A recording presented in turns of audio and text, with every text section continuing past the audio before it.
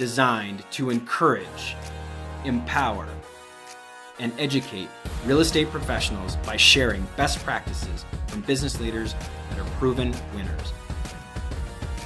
I'm your host, Kyle Malnati, and this is Calibrate Real Estate. Broadcasting from the Mile High City, thank you for tuning in to the Calibrate Real Estate Podcast. I'm your host, Kyle Malnati, and as you know, this podcast is designed to encourage, empower, and educate you, the real estate professional. My esteemed guest today is Shaun Moudry, CEO of Steps Real Estate. Shaun, say hi to our audience on YouTube and iTunes. Hey guys, I'm excited to be here, and thanks, Kyle, for setting this up. This is a treat. It's my pleasure. It's my pleasure. Thanks for being on the show. So Shaun, a little bit of background if you don't know Shaun. Shaun is here in Colorado, but we're not filming in the same location. Shaun was a 30 under 30 with Realtor Magazine in 2002.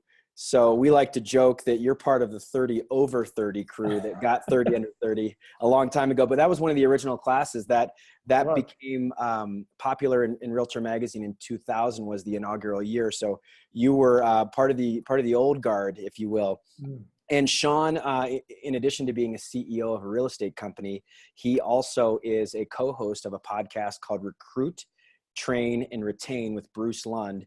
So Shaun, thanks for being on the show. I love to start off any interview with, how'd you get your start? I know that you've been with Remax, you've been with Keller Williams, and now you're a broker owner. And so you've been with some of the titans in our real estate industry. And so how'd you get that start? Talk about your coming up in the industry and kind of how you've gotten to the point you have now. Sure. Yeah, it was real glamorous, I'll tell you. The long story is, and I'll make a long story longer, but I grew up fairly poor, and I was living in a small trailer park up in Idaho Springs. And, when you're a poor kid, you're striving to, find ways out of being broke and being poor, right? And you see opportunities and you kind of start dreaming. Life took a turn for me when I was about 15, and my mother moved away, and I was basically out on my own at 15. So if you can imagine a 15-year-old kid living, with my older brother, he was 17 at the time, 17, 18 at the time, and trying to make our way. And the truth is I kind of had a breakdown one day, and I was pretty bummed out about my life. I wanted to be treated like the other kids. I was jealous that these kids had, had the fancy clothes and the fancy haircuts. And what it really was is there was a kid who was captain of the football team, great guy. And, the head cheerleader was, sitting on his lap in school one day. And I was so jealous and so angry that I just stormed out of school, and I just went home and I just laid on the ground and I cried, man. I just felt bad for myself. And what happened there that day is I decided, I'm going to be successful, right? And I said, I'm going to prove to this world that I am somebody, And I set that goal that day to be a millionaire at the age of 25. And to be honest with you, I'd love to tell you that from that point on, I thought about that goal and I stressed on that goal, and it's truth, that's not true at all, right? I was a typical teenager, partying, hanging out, especially living on your own, you can do whatever you want for the most part. And for some reason, this little town, Idaho Springs, lets you do that, there was no truancy officer, there's no social services getting involved. They just, as long as you had a roof over your head and food on the table, they let you grow up. So I ended up graduating high school, barely. I graduated with a 1.78 GPA, so I'm smart, as you can tell. But one thing that I did do well is I was a hard worker. I worked at a restaurant up there that sold about 700 pizzas a day on the weekend. I was used to working 12-hour shifts on the weekends, 12 to 16-hour shifts, and I worked, almost every evening after school until 11, 12 o'clock at night, got up and went to school most days.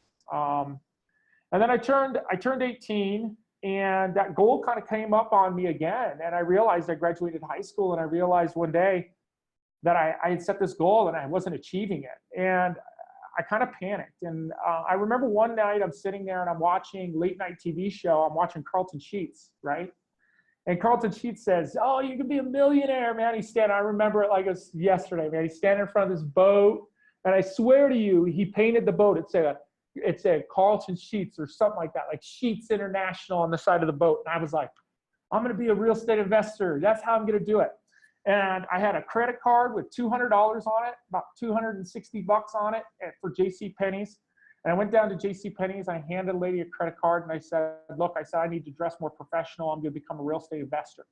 And the lady says, great. So she sells me some khaki pants, button down sleeveless shirts. You know, I was all the fashion. And I ordered a pair of glasses that were actually just glass. You could see right through them, man. They weren't even there because my eyes were fine, right? But I wanted to look more mature. And then I got my Carlton Sheets tapes and I did everything Carlton Sheets said, everything.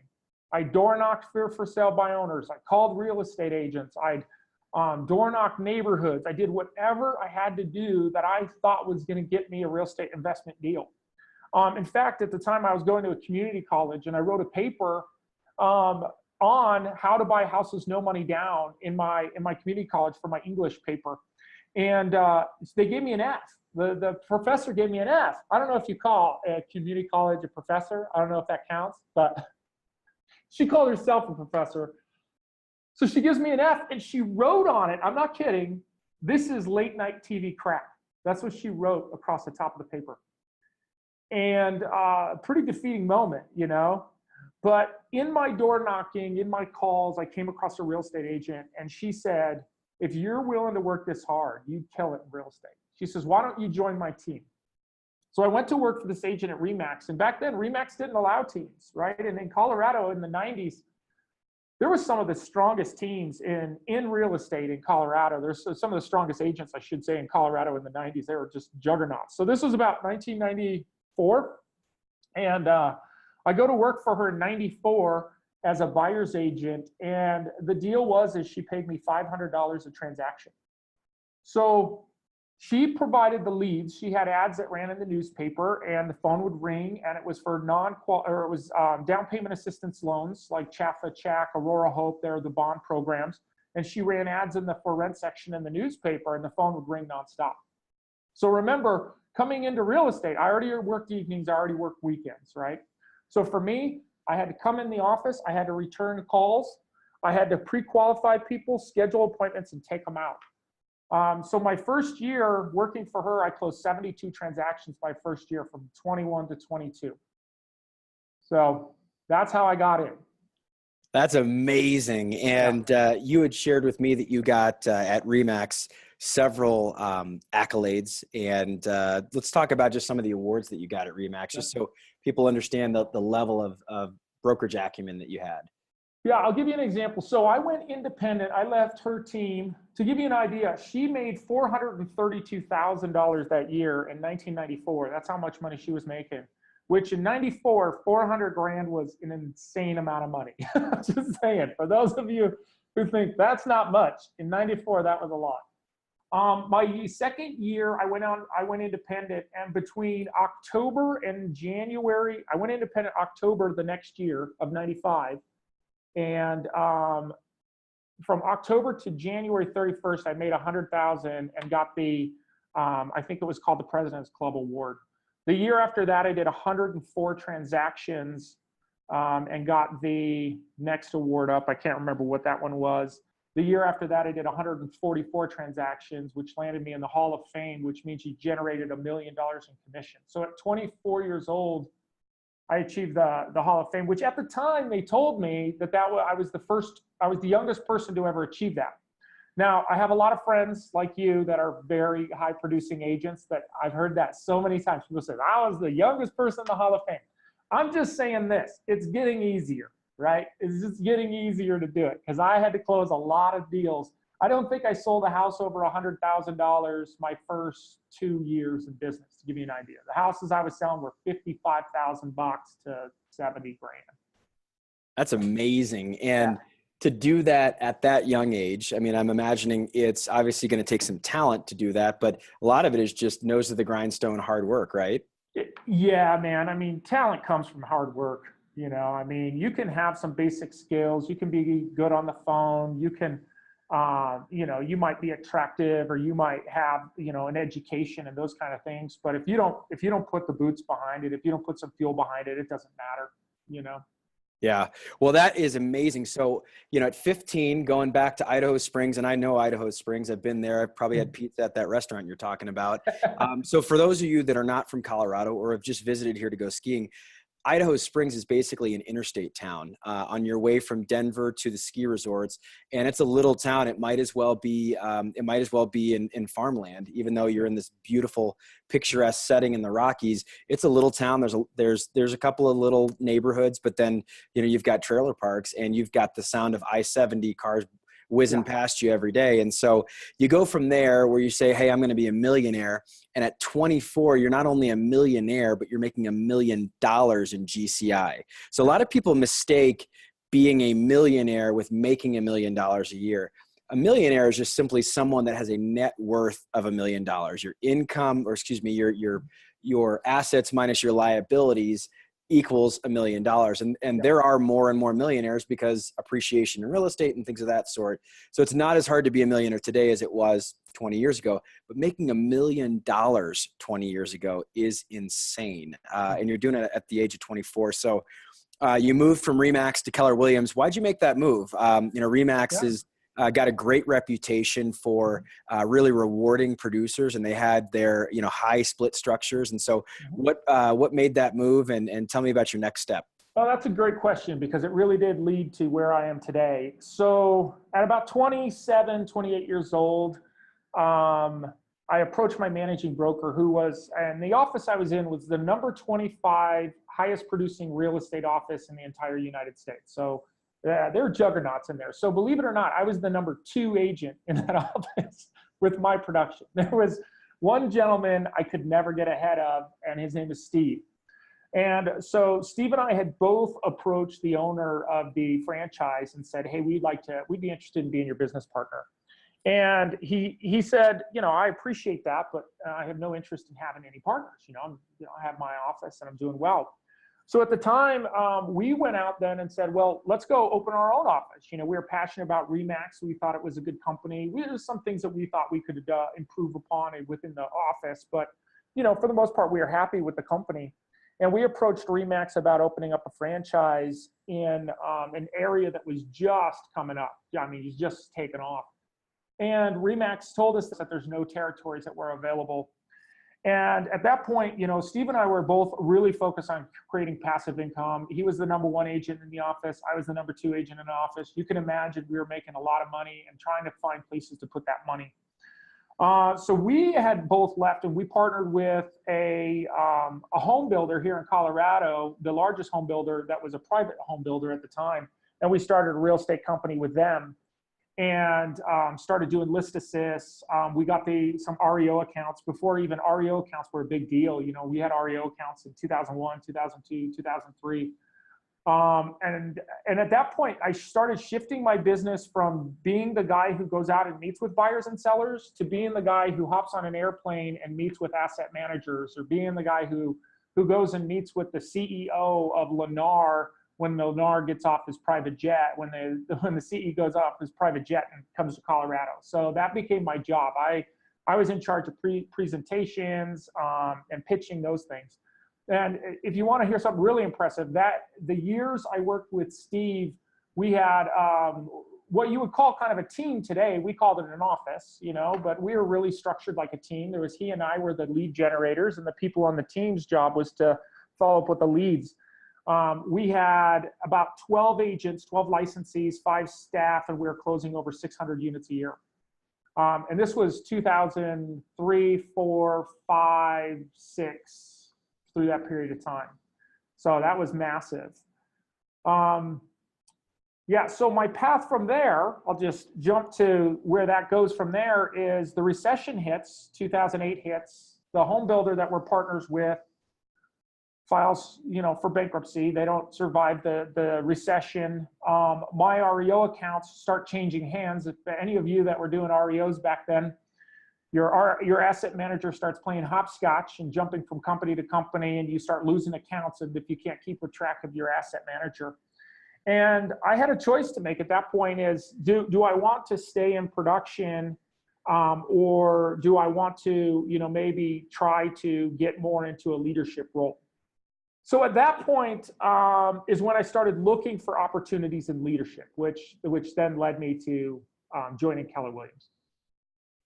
So Keller Williams at that time in, where were we, 2008, 2009 at this point? That was 2008. Yep. Yeah, is really scaling, but obviously the business, the real estate industry was reeling at that time. And you had shared with me, and going into our next question, that that you experienced some failure financially, but then also just how you dug out of that in maybe some unconventional ways. And so I'll let you share that story, but talk to me about failure, the lessons learned through failure. I often feel like very successful people are often successful because of their failures. They stand on a mountain of failure, and they've learned through those lessons. And my mentor, who you saw on stage at our event a couple of months ago that you were at, he used to always call them learning experiences because it helped make it less personal, and it made it a little bit more pragmatic.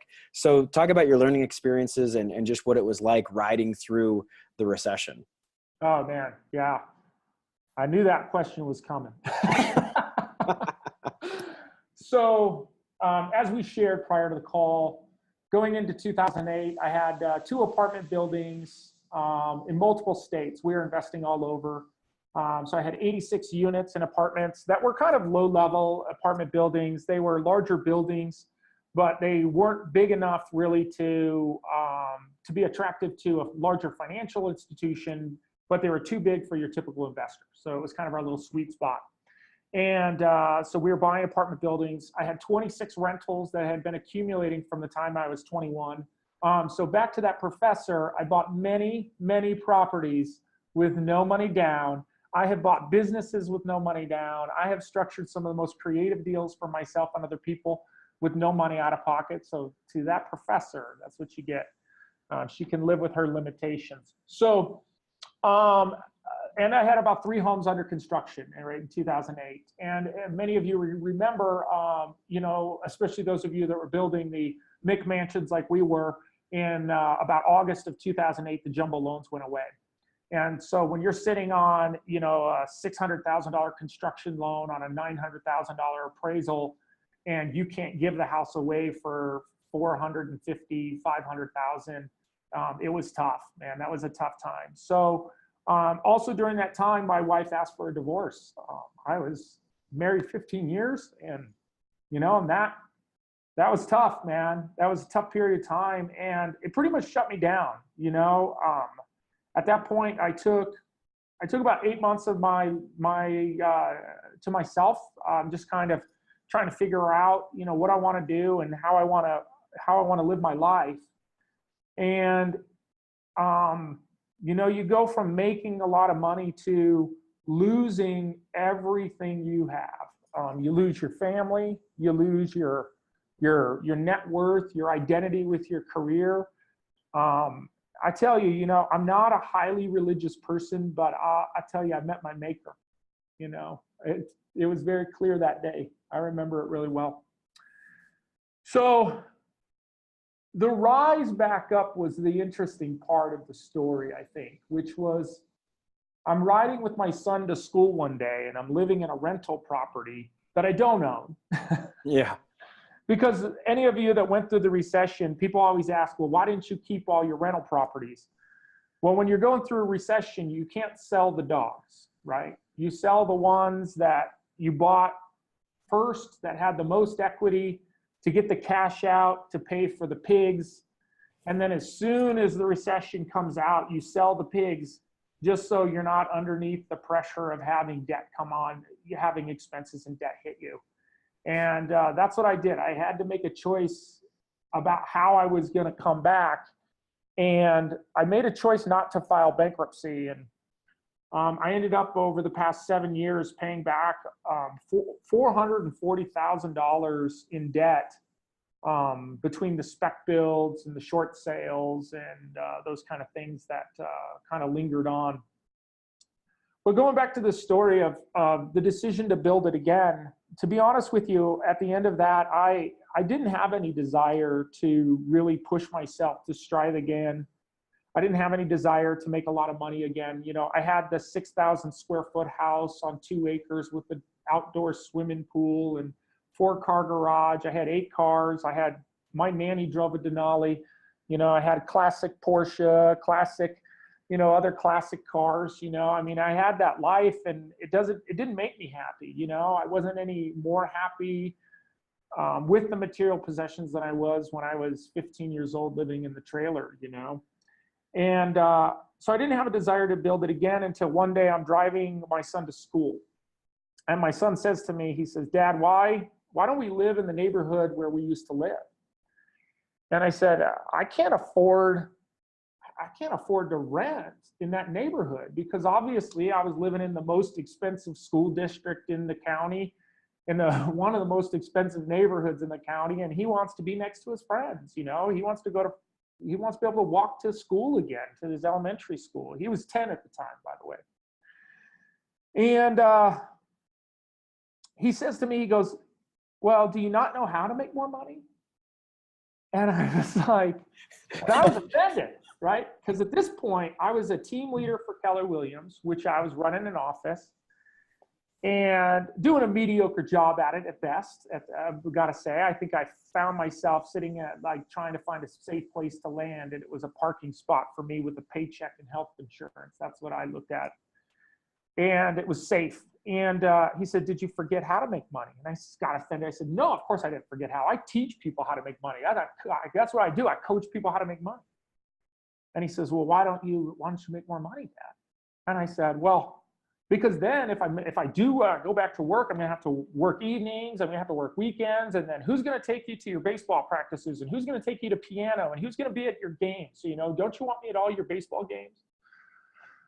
And he looks at me and he says, "You know, Dad, I would rather live in the neighborhood with my friends than have you take me to practice."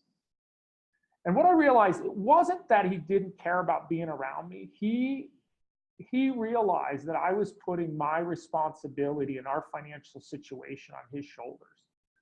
And he gave it back to me. You know, he's 18 today. He is just as smart today as he was back then. He is just as smart. So from that point, I started thinking, I thought, okay, I'm going to build this again. Okay, I'm going to do it again. And I'm going to do it because I want to show my kids that it's okay to have a massive public failure. Because it was a massive public, trust me, man. When you are a real estate titan and you have 20, 30 foreclosures going on at the same time, and all of your friends are asset managers and real estate agents, and going, "Dude, why are you letting your houses go?" Everybody knew, man. You know, there was no hiding from it. I didn't move out of town. I wanted to, trust me, man. If I could have, I'd have moved out of town and just tucked my tail and never looked back. But I decided I was going to build it to show my kids that it's okay to fail and come back. But this time, here's the difference. This time, I wasn't going to do it for the money. Because when I built it for the money when I was 25, I believed that when I made $1 million, that I'd be worthy. And when I made that $1 million, my greatest fear was losing that $1 million. Because if I lost that $1 million, I wouldn't be worthy anymore. And that haunted me. That kept me up at night, right? And that made me take chances that I just didn't need to take, right? I just took stupid chances. I mean, I had friends that were like, "Why?" I had one friend who said, "Go bungee jumping if you want an adrenaline rush, man. Don't do it in your life. Like, why are you doing this?" So I said, okay, I'm going to build this again. I'm going to do it to show my kids that you can control your environment, that, you know, you are the one that is in charge of your outcomes.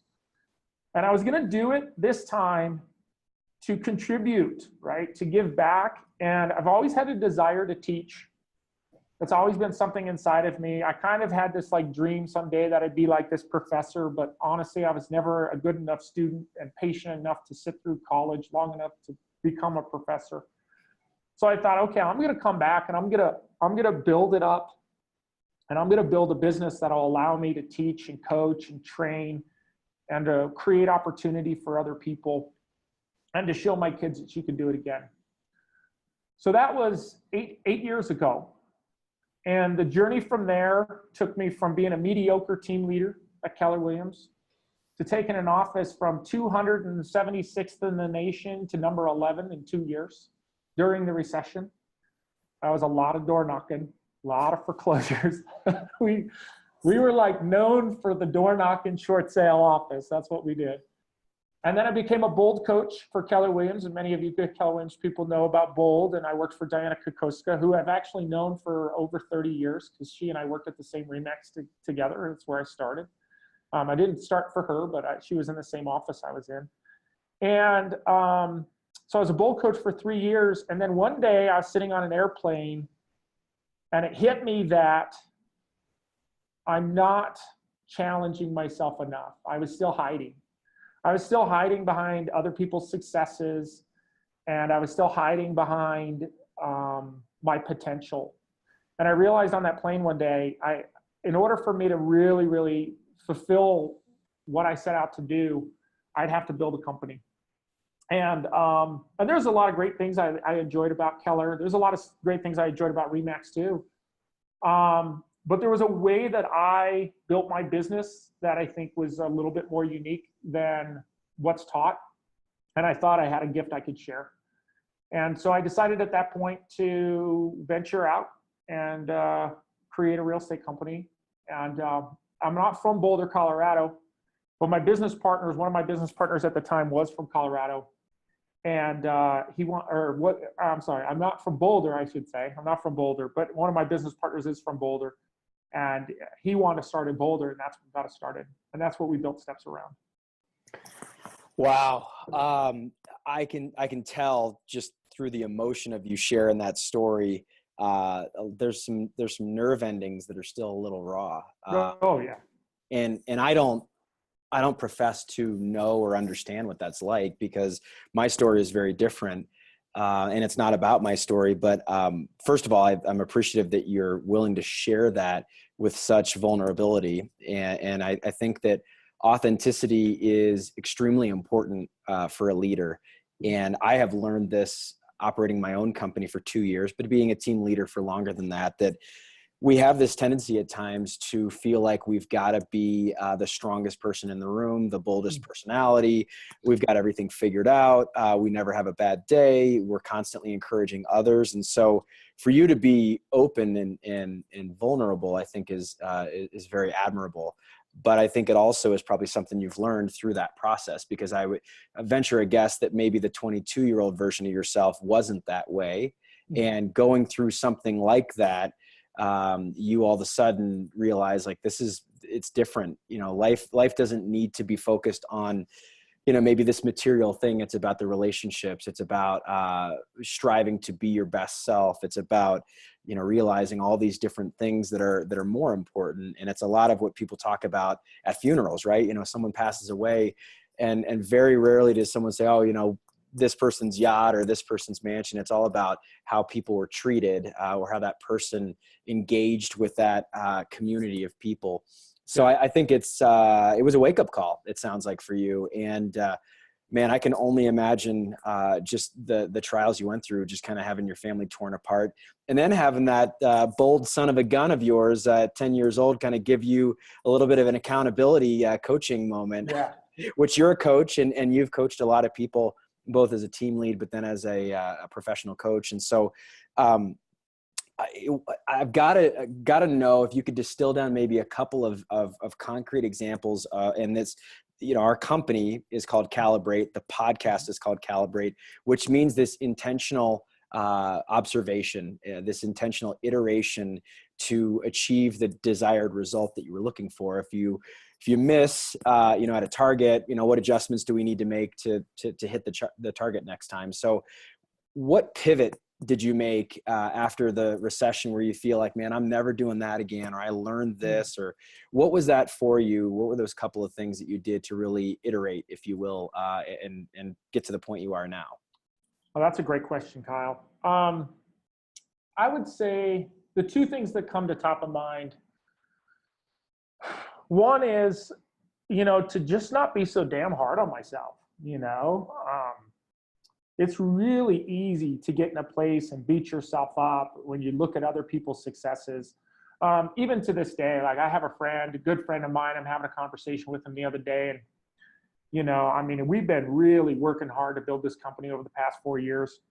And every dollar we make, we're putting it back in, because the intention of this company is to grow it and to build a brand.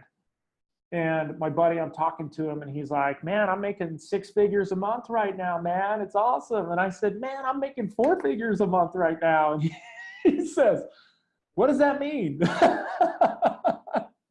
I said, it means I'm making less than you, man.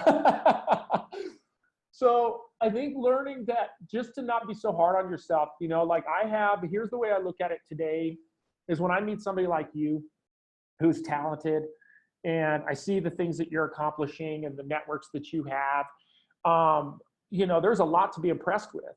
And I realize in front of you is a game board, right?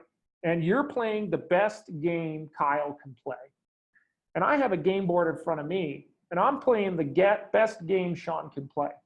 And sitting across from my game board is just me, right? I'm just playing against me. I'm not competing with Kyle. I'm not competing with Gary Keller. I'm not competing with Dave Lininger, right, in business. I'm competing against myself. And all of these other people are just able to I can glean information and understanding from them. But if I believe I'm competing against them, I'll push it away, right? I will put myself in a tunnel and withhold information and withhold sharing. But if I'm playing my best game, then all of these things are opportunity. So that's one thing, is just stop being so damn hard on yourself. The other thing is kind of what we started talking about, which is, failure is just part of the process. I think the biggest challenge I've faced over the past 4 years is getting really, I was going to say get really good, but that is not the case. Getting better at leading more people, because my business now is to the point where I'm becoming irrelevant. And that's a good place to be in a business, because that means your business actually has legs that don't stand on you all the time. It's not riding on my shoulders at this point. If I got hit by a bus tomorrow, this business has the ability to keep running at this point. It has the talented people. But with talented people come strong opinions, strong vision, strong standards, and those don't always align with you. And to learn to allow that and to allow your business to kind of grow in a way where it's kind of more organic. Because the company that exists today is not the company I would have built. It's much, much better than anything I could have built on my own. So that's the other thing, is learning to lead people. That's the next phase, right? I think in all of our businesses, if you're running a team, if you're running a brokerage, if you're trying to build a business, you can't do it by yourself. Yeah, and you bring up an amazing point with leadership, where every entrepreneur at some point aspires to have a company that runs itself, and that's really kind of the pinnacle of being an entrepreneur. And at the same time, it's very strange.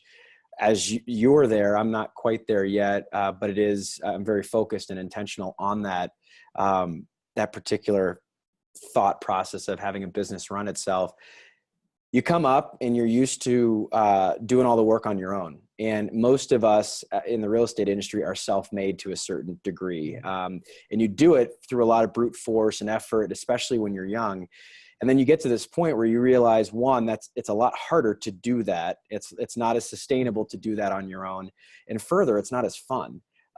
So you get to this point where you kind of have this moment where you realize that we shouldn't be doing this all on our own. And so we ask for the advice of other people, the help of other people. And that's fun for a period of time until you realize that they're just as opinionated as you are.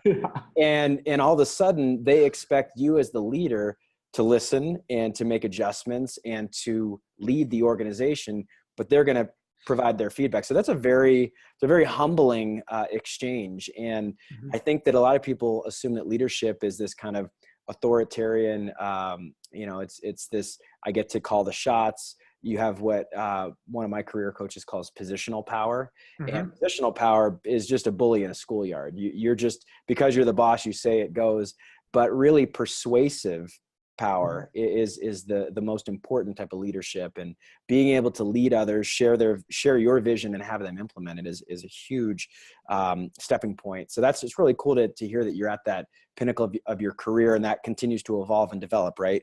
So then the final question that I have for every one of my guests that I interview, and you've touched on a lot of these different things, but it's this concept of Dear Younger Me, and it comes from a song. You imagine that you're writing yourself a note or a letter, and you're in your 30s, 40s, 50s, whatever decade of life you're in, and it's the advice you wish you knew when you were 22. And that 22-year-old self, if you could put your arm around him and say, hey, do this or don't do that. And or you do a lot of coaching, and I'm sure that based on both your podcast with Bruce Lund, but then also your company, you interact with a lot of 20-year-olds, a lot of people who are looking at you as a mentor. So what is the advice you give to someone who's 22 years old? Well, I would say the advice I give myself, this is probably better advice than what I could tell them, because it would be different, because it's probably not the same. Stop being so hard on yourself. You said that you wouldn't be hard on yourself. Well, here is a challenge. And I remember I didn't have formal coaching until I joined Keller Williams. I had never been in a formal coaching environment. And I think the hard part about being successful young is you believe your BS. You believe yourself. And you start to think that the sun rises and falls on you, and that your decisions are somehow better than other people's.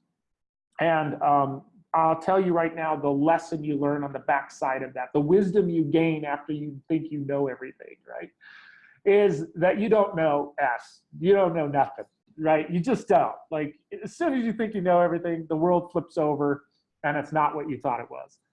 So my coach said to me, he said, Shaun, you need to ask for help, right? You need to ask for more help, and you need to reach out more often and be more vulnerable and be more open to advice. I don't think I did a good job at that. Even today, I don't do a great job with that. I'm better.